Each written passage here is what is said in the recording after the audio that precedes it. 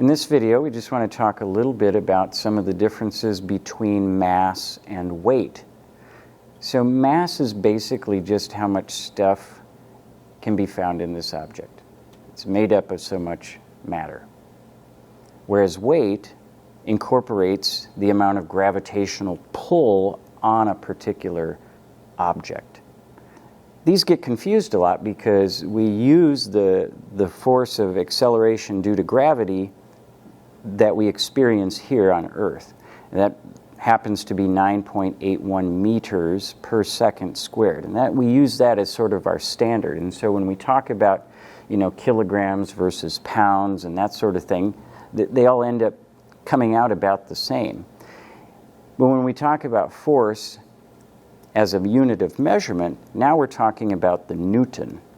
This is the standard unit of measurement when we're talking about force. Weight is a type of force, but it's measured the same way using the scale.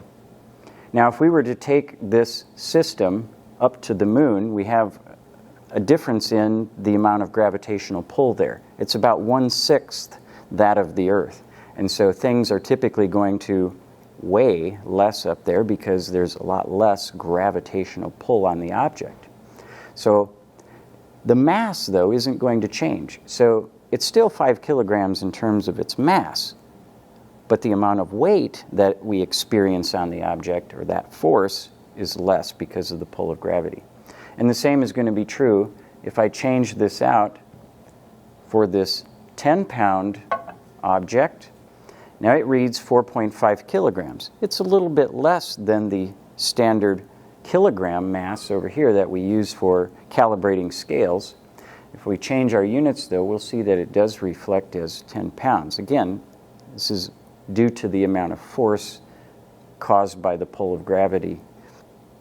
But when I take my calibrated scale, and that's the key, we calibrate. And so we always recommend that you're going to calibrate your scale based on wherever you're going to use it. So if you're below sea level or if you're above sea level, say up on top of Pikes Peak where you're quite a ways up, there's a different amount of gravitational pull there because you're further away from the core of the Earth. If you were to take this system, the scale here to the moon, we would ask that you calibrate that scale there, so that you're properly telling the system that you have 5 kilograms as a mass standard.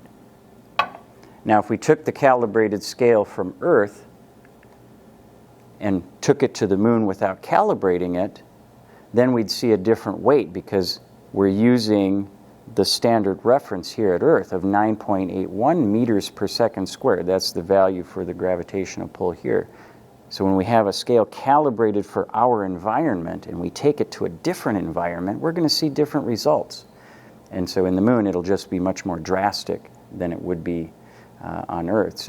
But nonetheless, calibrate your scale wherever it is you're going to use it so that you know that it's going to be accurate.